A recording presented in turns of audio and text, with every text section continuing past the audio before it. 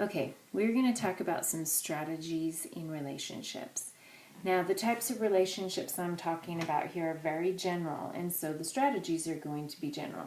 These are strategies that I've used at the junior high when I've had a group of teenage girls struggling with some interpersonal dynamics in their friendship.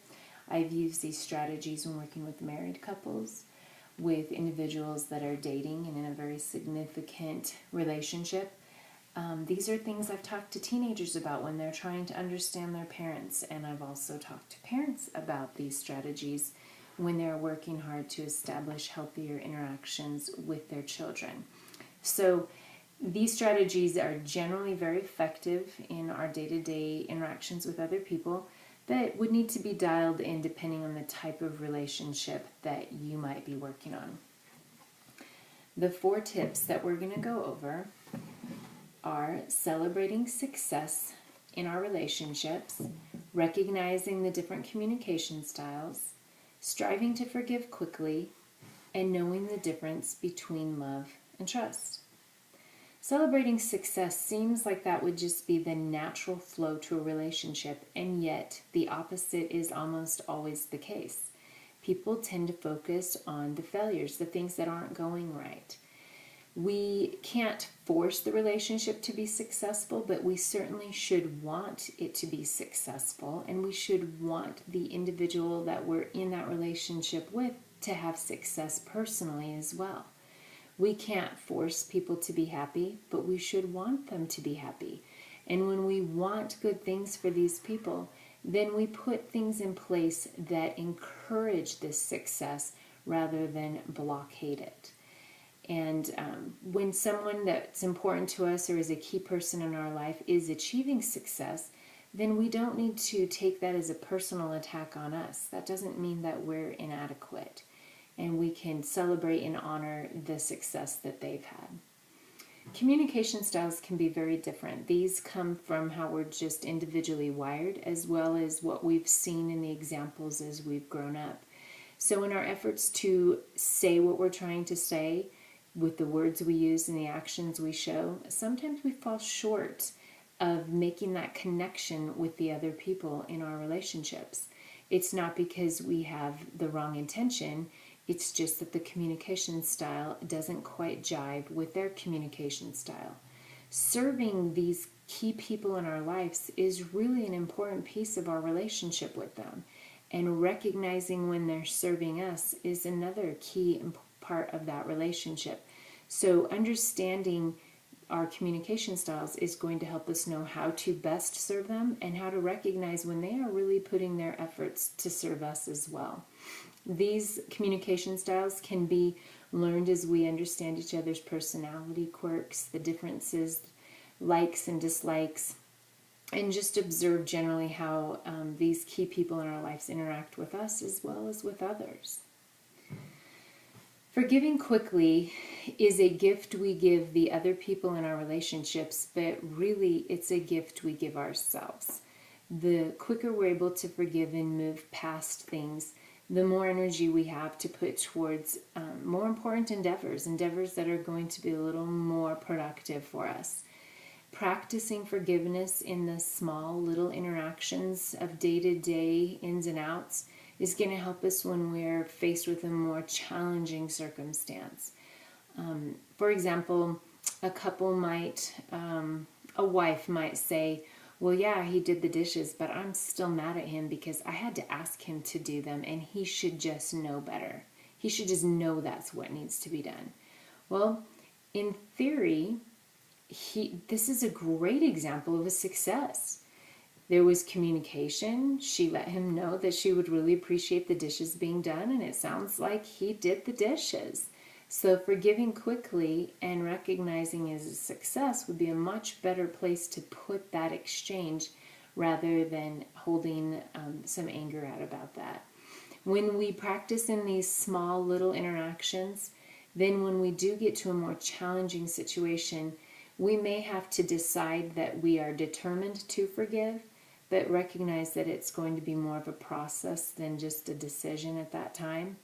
And deciding to engage in that process is going to be very beneficial.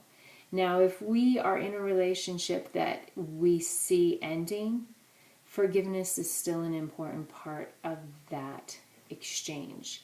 Forgiveness is going to benefit us, it's going to benefit the relationship, regardless of whether we stay in it or put some distance there.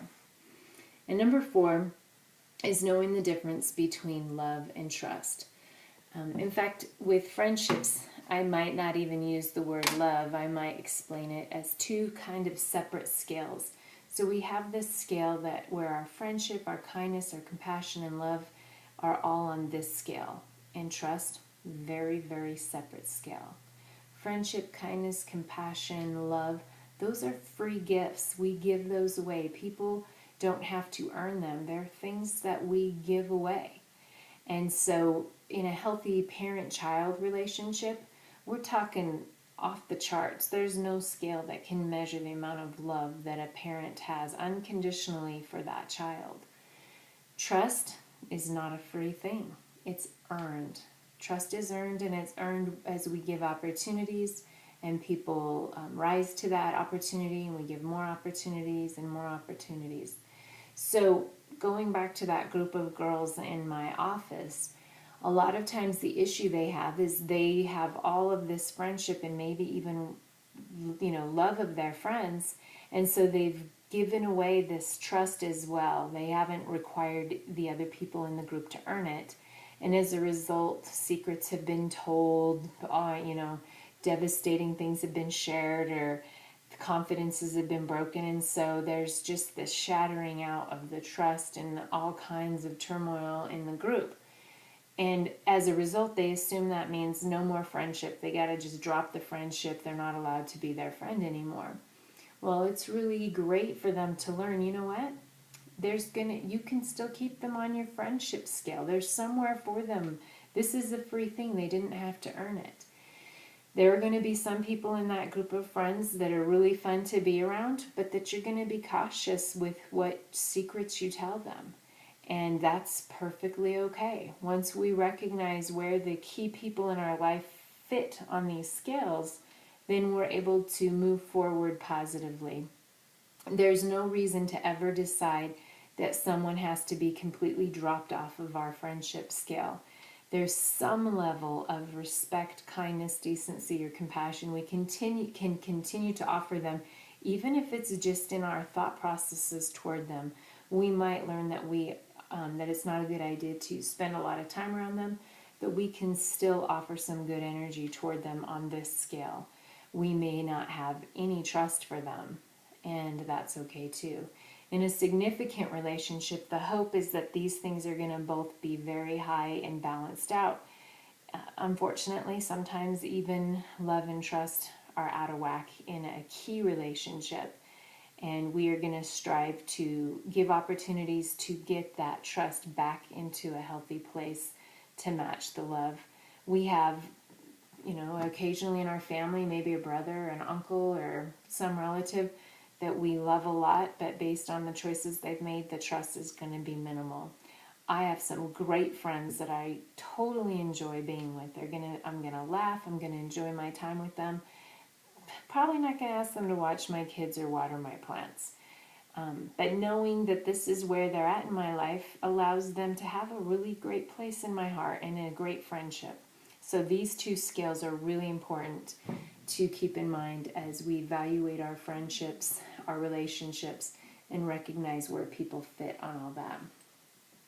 So regardless of whether you're working on your relationships with friends, in a marriage, in a relationship with a significant other, with your children, or with your parents, these tips of learning to celebrate success, recognizing that communication styles are different, striving to forgive quickly, especially in the small things, so that the larger, more challenging circumstances can also be worked through, and knowing there is a big difference between love and trust. These 4 things are going to really help set the stage for some successful relationships, and possibly helping us recognize when we need to put some distance in our relationships.